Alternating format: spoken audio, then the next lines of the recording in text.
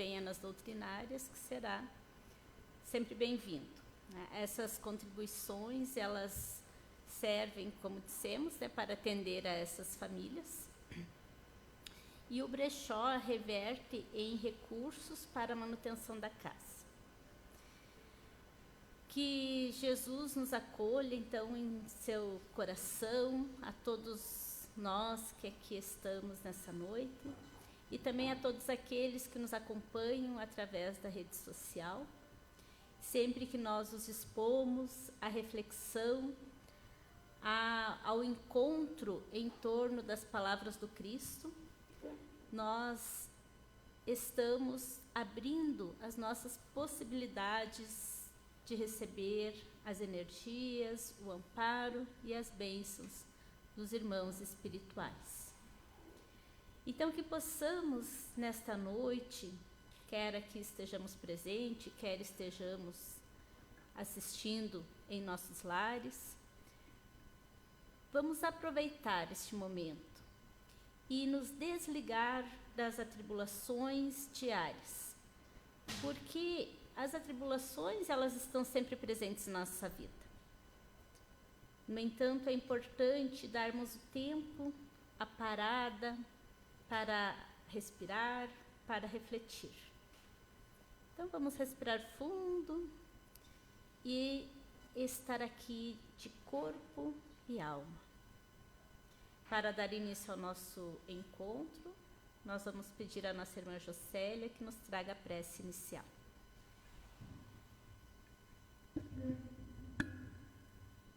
Boa noite a todos os irmãos, encarnados e desencarnados.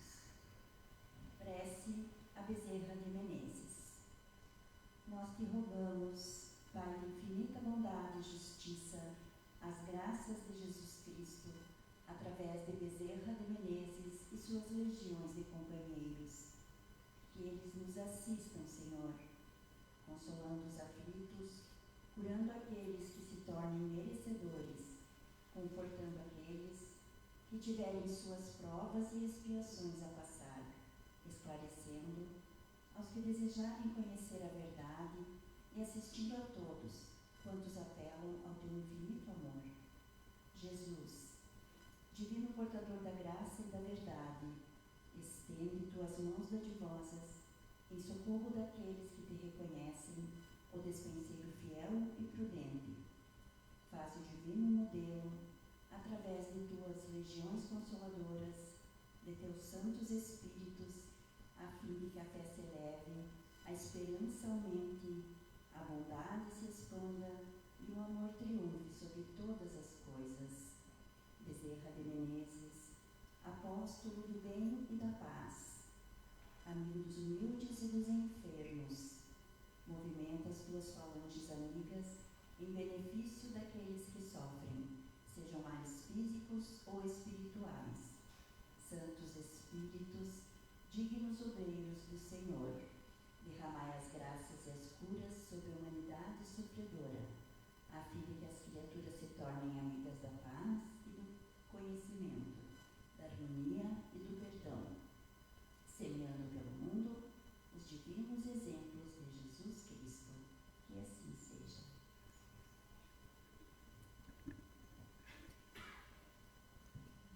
Nos propomos, então, a falar sobre os testemunhos. E conforme o Espírito Emmanuel, no livro A Caminho da Luz, ele diz que de todos os tempos e em todos os povos, Jesus, como governador planetário, como construtor do nosso planeta, ele tem mandado mensageiros, emissários, para nos trazer a sua mensagem de amor, de luz e de paz. E isso ocorre desde os tempos imemoriais e dos povos mais longínquos.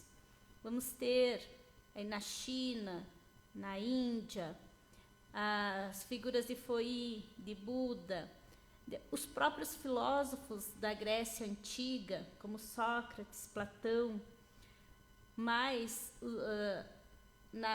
no povo judeu, os profetas, enfim, até hoje nós temos emissários do Cristo que vêm trazer o seu testemunho.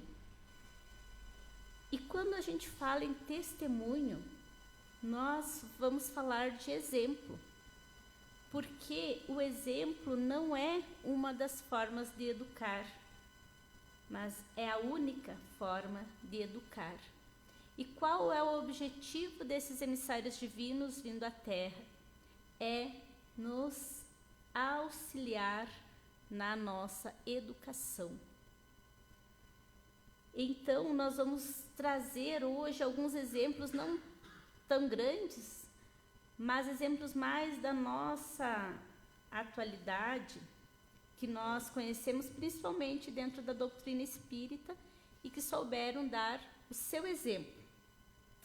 E começamos por Divaldo Franco, que foi este irmão nosso, né, tão importante como um médium, como pacificador, como divulgador da doutrina espírita, chamado de Paulo de Tarso dos dias atuais, que recentemente voltou à pátria espiritual, né, agora em maio deste ano.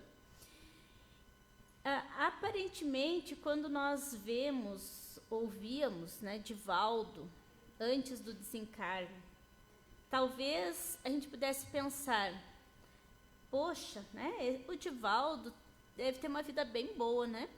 Porque é bastante famoso, conhecido, onde ele vai, né? Todo mundo gosta dele, quer hospedá-lo, quer recebê-lo. Aí ele viaja por todos os lados, né? Vai de avião, vai para a Europa, vai para o exterior, para divulgação. Então deve ser uma vida boa, né? Será que foi muito tranquila? Ele mesmo fala, né, dos diversos dissabores. E Divaldo conta que ele acompanhou Chico Xavier por algum tempo no trabalho do Chico. Ele ainda era iniciante na doutrina espírita e ficava muito entusiasmado quando ele ia com o Chico nos locais e via muitas pessoas ali reunidas para vê-los, porque o Chico fazia todo aquele trabalho de atendimento às pessoas, das psicografias, enfim, e o Divaldo tinha a incumbência de fazer a explanação doutrinária nesses encontros. E ele ficava muito entusiasmado. E ele disse para o Chico uma vez, nossa, né, quanta gente, né, que legal, Chico vendo esse entusiasmo do Divaldo diante da notoriedade. Ele diz, Divaldo, você conhece a história dos dois palhaços? E ele disse, não conheço. Então ele contou que num determinado circo haviam dois palhaços muito conhecidos, era um circo também bem popular, e havia ali um palhaço mais velho e um mais novo. Num dia de apresentação, o palhaço mais novo estava ali se preparando, estavam se organizando para o espetáculo, e ele olha através da cortina e vê quantas pessoas estavam ali esperando o espetáculo. E ele diz para o palhaço mais velho, você viu quanta gente veio nos ver? E o palhaço mais velho, já mais experiente, mais calejado pela vida, ele diz assim, eles não vieram nos prestigiar, eles vieram para ver qual de nós dois cairá primeiro. E então Divaldo diz que compreendeu naquele momento o que o Chico estava querendo dizer para ele. Que aqueles que adquirem a notoriedade, eles ficam em evidência, mas aqueles que o seguem nem sempre são tolerantes o suficiente diante das fragilidades da vida e estão ali esperando a falha para as acusações, para os apedrejamentos. E aí o Divaldo diz o seguinte, desde então procuro caminhar com cuidado para que, se eu cair, não deixe marcas na doutrina. Porque muitas vezes nós confundimos o divino com o humano e nos detemos nos personalismos. E precisamos compreender que quando nós falamos, de uma doutrina, de uma religião, de uma crença, nós estamos falando de um conjunto de normas, de um conjunto de princípios, que nem sempre são seguidos adequadamente por aqueles que o professam e que se intitulam daquela determinada denominação religiosa. Por exemplo, como estamos aqui na Casa Espírita, vamos falar da doutrina espírita. No próprio Evangelho há uma mensagem que diz: o cristianismo, ele é a verdade. Ele traduz o que Jesus veio nos falar. Mas os erros enraizados no cristianismo são obras do homem. Então, às vezes, as pessoas, pelo personalismo, deixam de respeitar determinada crença religiosa por conta das más ações daqueles que as professam. Quantas perseguições religiosas ainda hoje existem no mundo? A culpa é da religião? Não, a culpa é das pessoas. Então, a gente já ouviu algumas pessoas dizerem: eu era espírita, mas eu me decepcionei com o espiritismo. Mas por quê? É porque tinha uma pessoa lá, o dirigente da casa espírita, que fez tal coisa que eu achei que era errado, então me decepcionei com a doutrina. Não, você se decepcionou com a pessoa.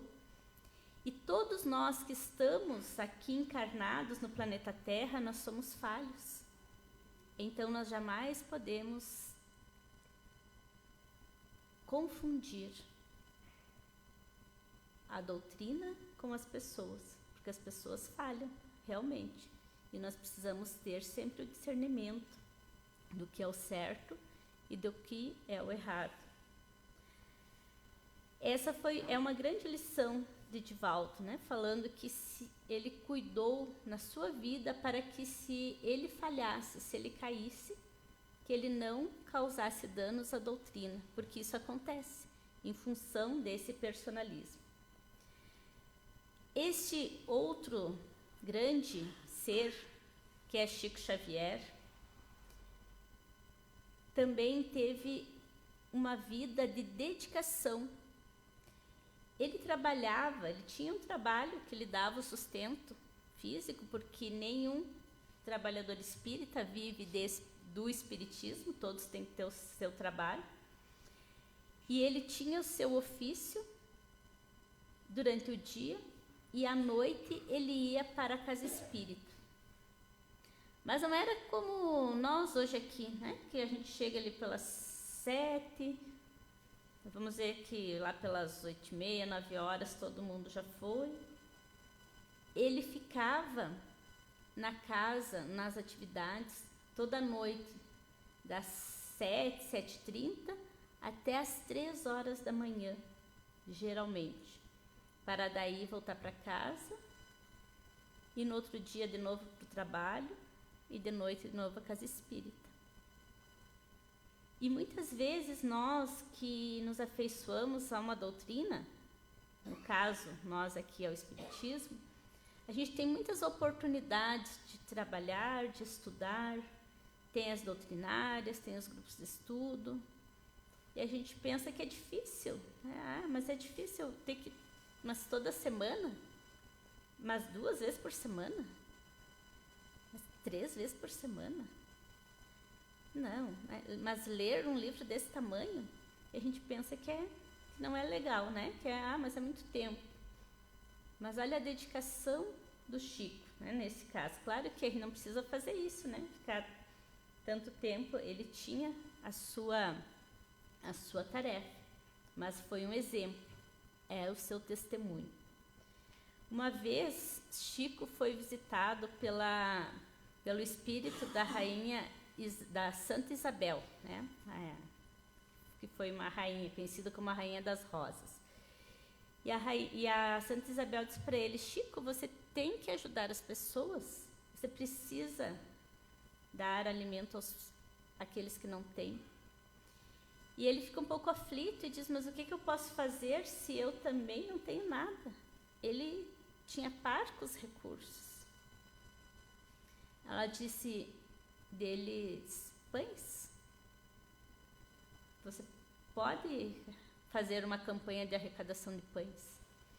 Então Chico começa a atender uma pequena população que morava embaixo de uma ponte caída, algumas famílias ali muito pobres, e ele leva semanalmente alguns pães, alguns legumes, algumas coisas que ele consegue arrecadar de algumas pessoas que doavam. E uma vez ele não tinha nada para levar. Aquele dia ele não tinha conseguido nem um pãozinho sequer. E ele estava muito aflito, pensando: o que eu vou fazer? Então apareceu-lhe o espírito de Bezerra de Menezes e disse: Chico, leve-lhes água.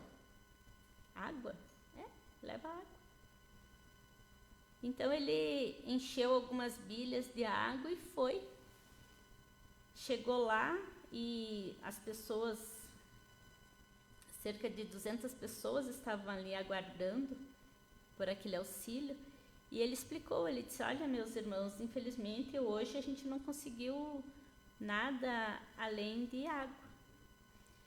E imediatamente começou uma espécie de rebelião. E as pessoas gritavam e reclamavam e diziam: o quê? Nós aqui esperando ajuda, esperando alimento, esperando pão, e você nos vem com água? Água? É isso que você tem para nos trazer? E ele fica um pouco, ele começa a chorar, porque o Chico era muito sensível, né? Então ele começa a chorar e alguém ali no meio da multidão diz: acalmem-se, essas pessoas sempre nos ajudaram, sempre nos trouxeram o recurso necessário, e agora que eles não têm, eles vieram aqui. Então, nós hoje vamos dar-lhes alguma coisa, nós vamos cantar para eles. E eles começaram então a cantar para o grupo que estava ali, que não deixou de ir, né? Mas para nós vermos como a gente é exigente nas nossas necessidades. Cada um quer estar bem.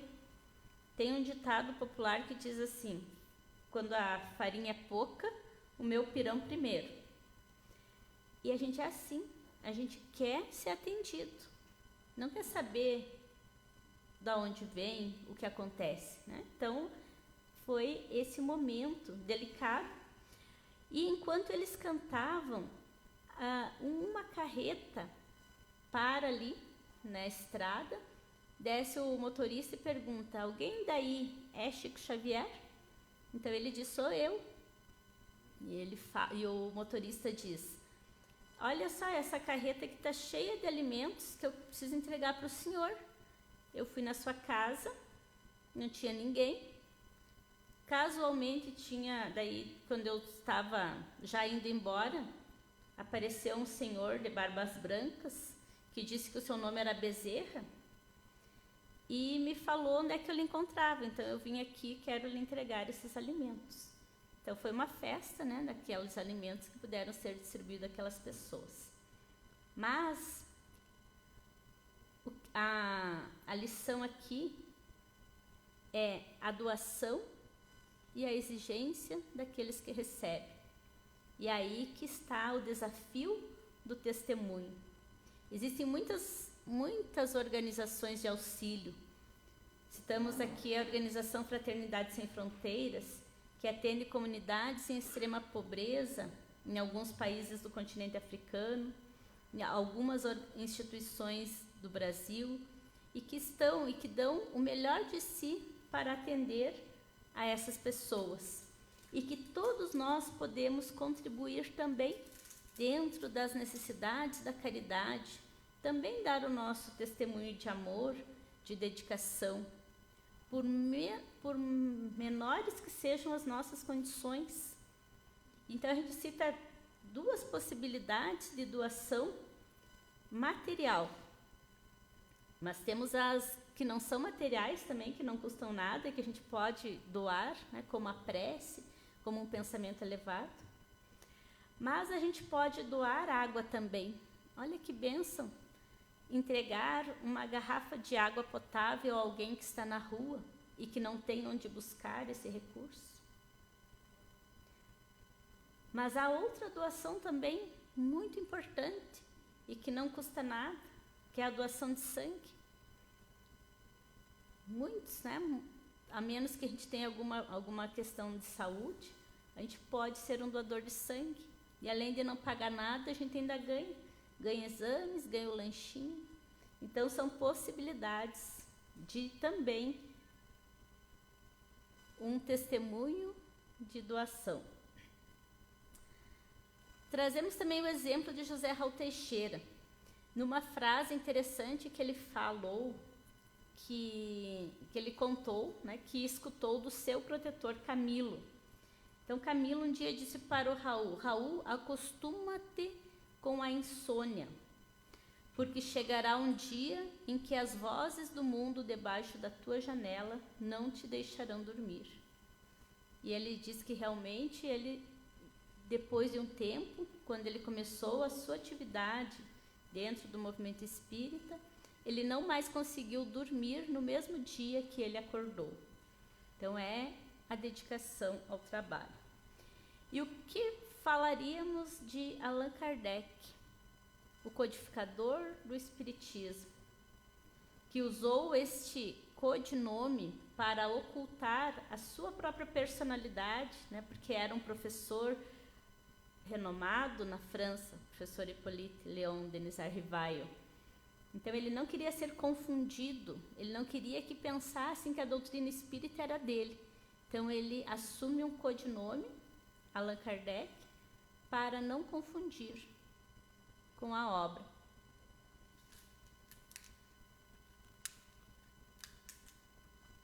E que obra? Kardec começa as suas observações com os fenômenos espíritas em 1855. Em 1857, ele já publica, em abril, o Livro dos Espíritos, que é a obra fundamental da doutrina espírita, que dá início, que marca o início da existência da doutrina espírita no mundo. 1861, o Livro dos Médiuns, 64, o Evangelho, 65, Céu e Inferno, 68, a Gênese. 1890, vamos pular ali, Obras Póstumas, que é uma obra escrita após sua morte, que foi em 1869, mas com base nos seus apontamentos. Temos ali também o que é o Espiritismo, de 1859, e a Revista Espírita, que inicialmente era um jornal de estudos psicológicos de edição mensal, que ele começa a publicar em janeiro de 1858. E essa edição vai até 1869. Então, que trabalho hercúleo de Kardec, numa época em que a escrita era com o nanquim, era com a pena, era manuscrito no papel, os apontamentos todos feitos à mão, à luz de lamparina, e foi a lamparina, o excesso de trabalho à luz da lamparina, que acabou prejudicando seus pulmões, e ele acaba desencarnando bastante cedo. Imagina que Kardec tivesse uma máquina de datilografia, que acho que alguns aqui conheceram. Alguns fizeram o curso, eu fiz o curso de datilografia. Eu adorava, né, a máquina de datilografia. Numa época em que, para você editar um livro, era na tipografia. Cada página do livro era montado letra a letra. Cada letra, chamada tipo, ia sendo montado com a pinça aqui, uma pinça aqui nesse cantinho aqui, colocando cada letrinha ali para fazer a chapa. Depois a chapa era prensada, uma prensa aqui de Gutenberg, na folha para deixar impresso, folha por folha. Então imagine o tamanho do trabalho e o quanto Kardec produziu nesta época com poucos recursos. Imagine se fosse hoje, com o computador, o que ele faria. Nós falávamos de tecnologia antes, né, na evolução. Então, que homem que conseguiu fazer um trabalho hercúleo.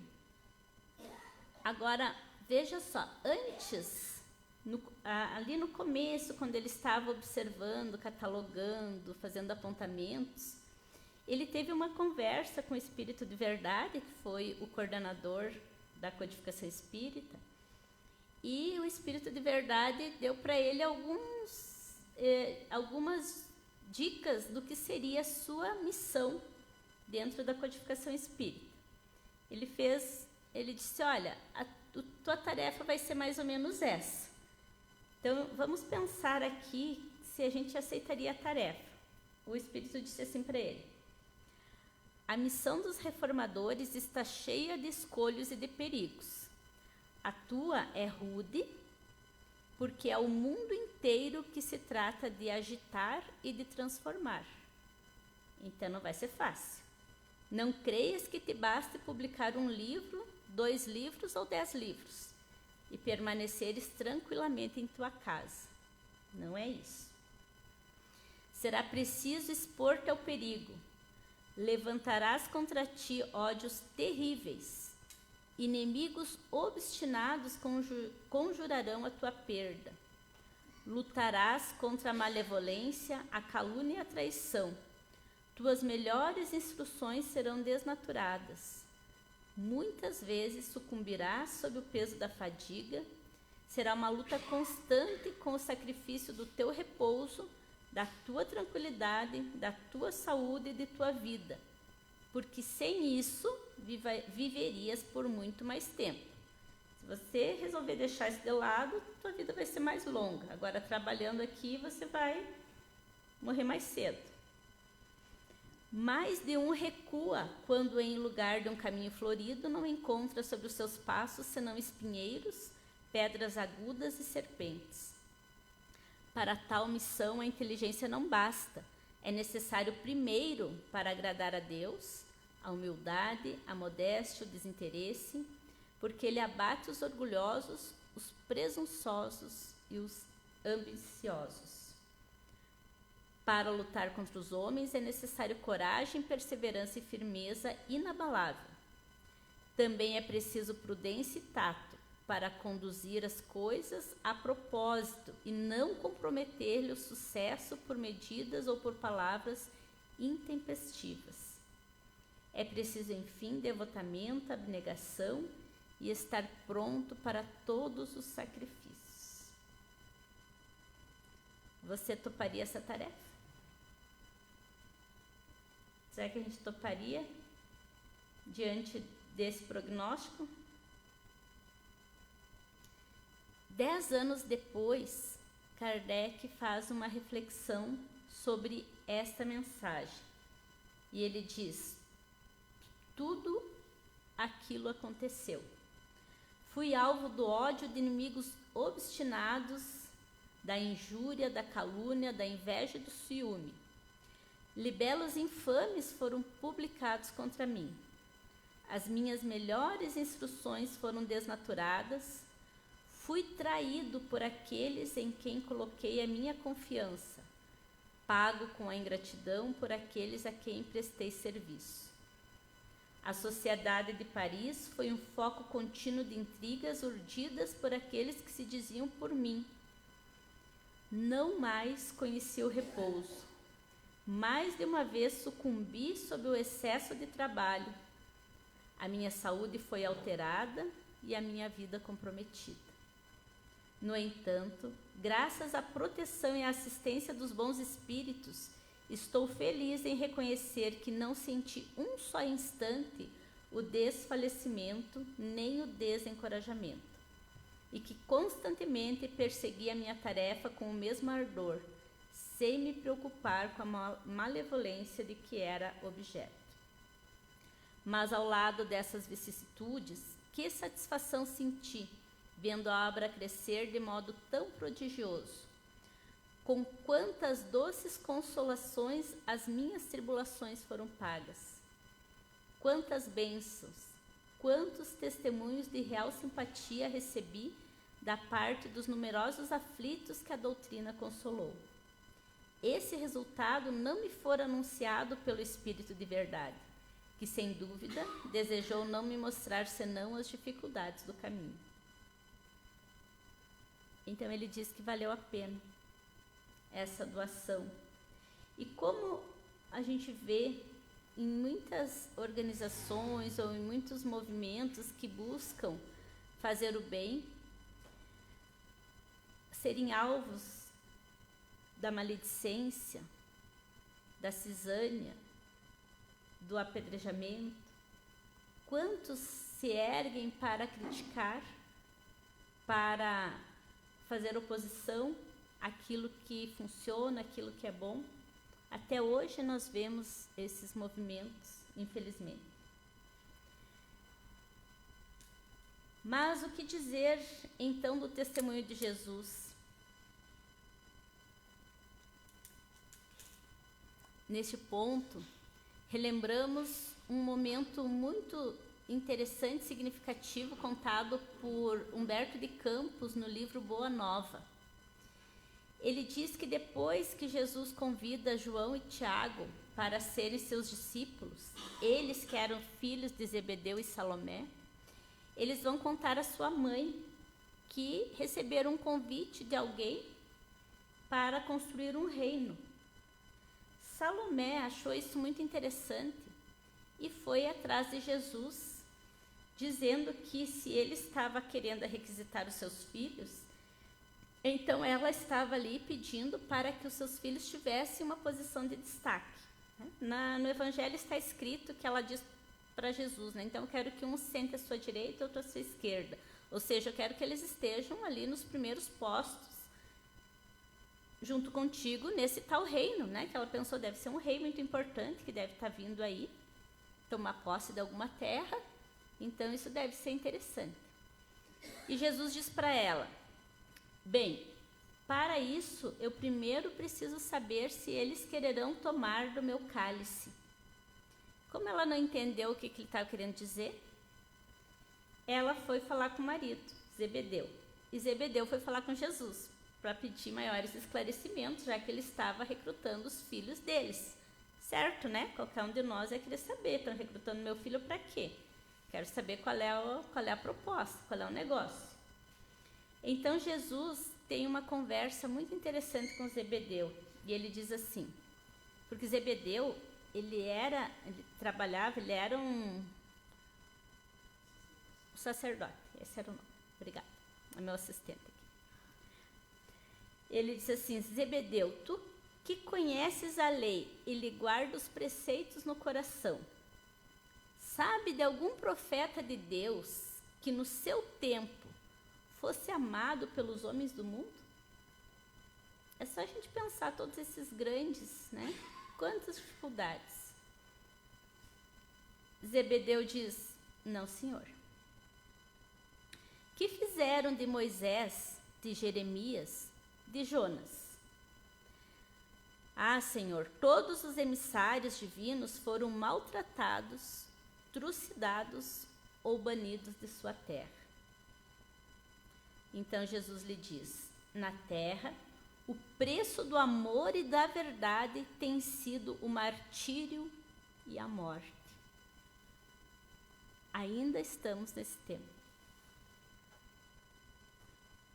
O reino de Deus tem de ser fundado no coração das criaturas. É por isso, enquanto não fundarmos o reino de Deus no coração, ainda o preço do amor será o martírio. E continua Jesus dizendo, trago comigo as armas para que o homem combata os inimigos que lhe subjugam o coração, e não descansarei enquanto não chegarmos à vitória. Que serão esses inimigos do coração? Serão pessoas externas, pessoas más, perseguidores, os obsessores? Não. Os inimigos que nos subjugam o coração é o orgulho, é o egoísmo, é a vaidade, é a inveja. são todos aqueles vícios que nos aprisionam. Há homens poderosos que morrem no conforto, sem paz no coração, mergulhado em desespero. Não temos exemplos disso hoje? Mas há os que morrem vencidos e humilhados, mas em completa serenidade do espírito. O que é vencer? O que é perder? Será que quando Jesus é crucificado, ele foi derrotado? Será que Pilatos era o vencedor? Os Caifás e Anás da época foram os vencedores? Ou será que Jesus foi o grande vencedor, tanto que até hoje ele está aqui presente no nosso coração, na nossa vida, nas nossas palavras, nos nossos pensamentos? Então é isso que ele fala. Os verdadeiros discípulos do céu não aprovam o erro, nem exterminam os que o sustentam. Então você nem concorda com o erro e nem vai destruir aquele que está no erro, porque não é essa a proposta. Por isso as guerras religiosas são infundadas. Vê, Zebedeu, que o nosso reino é de trabalho perseverante pelo bem real da humanidade inteira. Então esta é a proposta que Jesus falou.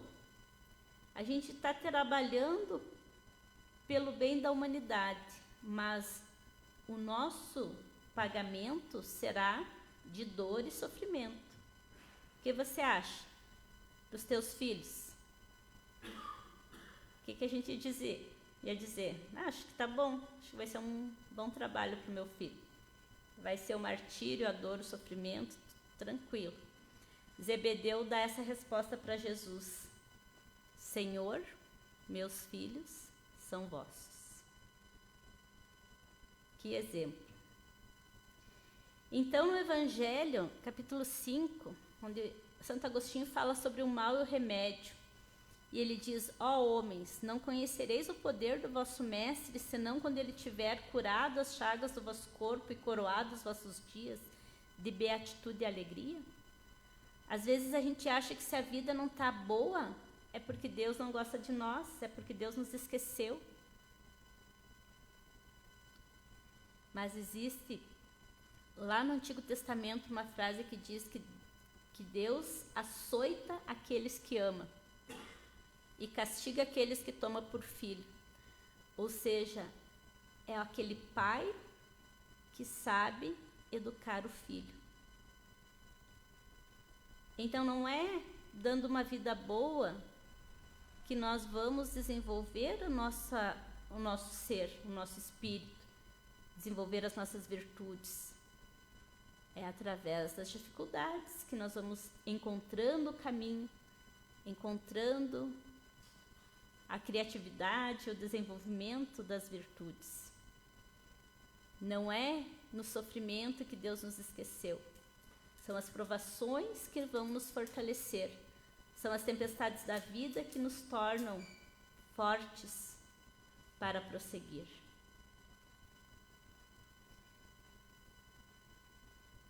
Nós já falamos, de todo o testemunho de Jesus, que foi o único Espírito puro que esteve na terra em corpo físico, para nos ensinar em palavras, em ações, ou seja, no exemplo, como proceder. E a nós? Será que nós também temos a nossa missão, o nosso testemunho a dar? A gente já falou aqui de várias possibilidades, mas trazemos alguns tópicos de uma mensagem que foi ditada pelo espírito de Bezerra de Menezes, pela psicofonia de Divaldo Franco, no congresso em Brasília de 2010, um congresso espírita brasileiro. Bezerra, aliás, nesta mensagem, ele vai nos dizer que todos nós todos nós que estamos encarnados no planeta Terra. Principalmente, e aqui, porque quando Bezerra se refere quando ele envia a sua mensagem, ele geralmente se direciona ao público espírita. Ele diz que nós temos um compromisso com Jesus. E esse compromisso é de abnegação e de devotamento. Que nós assumimos graves responsabilidades antes de encarnar. Nós temos um contrato encarnatório. E que hoje nós somos convocados a reviver os dias do martiriológio. Lembra aquele martírio dos primeiros cristãos que morreram no circo, com as feras, as fogueiras, todas as torturas? Será que a gente está sendo convocado a ser torturado e morto pelas feras? Não exatamente assim. Ele diz que nós somos convidados não somente ao aplauso, ao entusiasmo, ao júbilo, mas também ao testemunho. Porque é muito fácil a gente estudar o tema da doutrina espírita, fazer uma explanação doutrinária como essa. Tranquilo. Qualquer um pode, né? Só falar. A gente estuda, a gente entende, a gente interpreta, a gente fala. Olha que legal, vamos aplaudir. Mas basta? Não. É preciso viver? Ou as palavras são vazias? Então, o nosso compromisso é com o testemunho.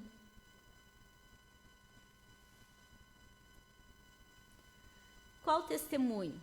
O testemunho silencioso da alma. O testemunho de amor àqueles que não nos amam. O testemunho de ajudar os que ainda se comprazem em gerar dificuldades, tentando inutilmente obstaculizar o progresso. Como que nós vamos fazer isso? Então ele diz que sejamos nós aqueles que demonstram a grandeza do amor de Jesus em nossas vidas. Que outros reclamem, que outros se queixem, que outros deblaterem, mas que nós guardemos o compromisso de amar sempre, trazendo Jesus de volta com toda a pujança daqueles dias que vão longe e que estão muito perto. Jesus espera por nós. Que seja o nosso escudo o amor, as nossas ferramentas o amor e a nossa vida um hino de amor. Nós temos hoje muitas reclamações, muitas agressividades. As nossas palavras, os nossos pensamentos, eles se traduzem a ondas de energia que impregnam o ambiente à nossa volta. O mundo precisa de energias boas, de pensamentos bons, de vibrações boas. Então, antes de espraguejar, de xingar, de brigar, de gritar, vamos transformar a nossa mente, o nosso pensamento, num gerador de boas vibrações para melhorarmos o ambiente do nosso planeta. É isso que nós precisamos para contribuir para o mundo de regeneração. E concluímos com uma frase de Emmanuel que diz: é útil a todo aprendiz testificar de si mesmo, iluminar o coração com os ensinos do Cristo, observar-lhe a influência excelsa nos dias tranquilos e também nos dias tormentosos. Em todos os momentos, Cristo está conosco, seja caminhando ao nosso lado, seja nos carregando no colo, mas Ele está sempre conosco. E nós precisamos dar esse testemunho de fé e de compromisso. Todos nós estamos compromissados com Jesus na construção desse reino, como quando ele convidou Tiago, João, Pedro, Tomé, Judas, Timóteo, Bartolomeu, todos eles. Ele convida-nos todos os dias à edificação do reino de amor, a começar pelo nosso coração. Nós agradecemos a atenção, a presença dos que aqui vieram, a atenção também dos internautas, e que possamos voltar aos nossos lares com o nosso coração pacificado e a cada dia renovar esta proposta que o Mestre nos trouxe, a lei de amor acima de tudo, amar a Deus sobre todas as coisas e ao próximo como a si mesmo. E neste momento de grandes vibrações, que é o momento do passe, um momento que nós vamos estar mais profundamente conectados à espiritualidade e recebendo este auxílio através do passe espírita, que possamos elevar os nossos pensamentos e pedir também por toda a humanidade, por todos os nossos irmãos de todos os recantos deste mundo. E vamos pedir à nossa irmã Jocélia que nos traga a prece de Caritas.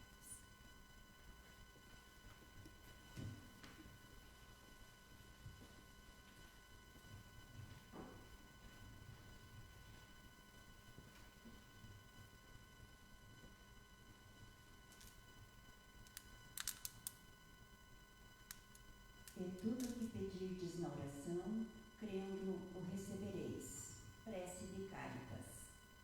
Deus, nosso Pai, que sois todo poder e bondade, dai força àquele que passa pela provação, dai a luz àquele que procura a verdade, ponde no coração do homem a compaixão e a caridade.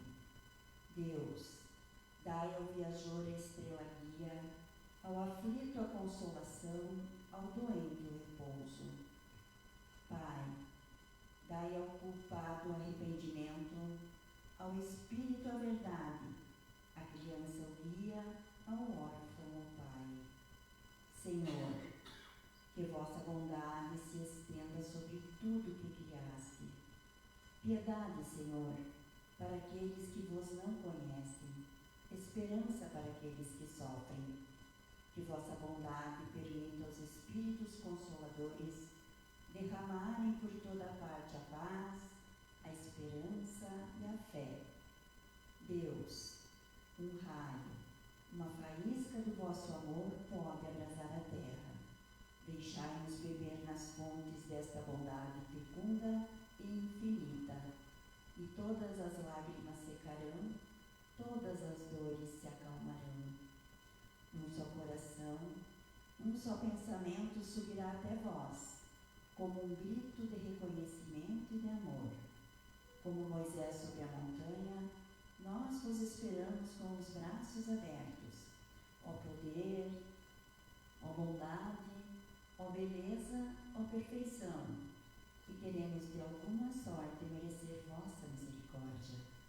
Deus, dai-nos a força de ajudar o progresso, a fim de subirmos até vós. Dai-nos a caridade pura, dai-nos a fé e a razão. Dai-nos a simplicidade que fará das nossas almas um espelho, onde deve refletir vossa puríssima e santa imagem. Que assim seja.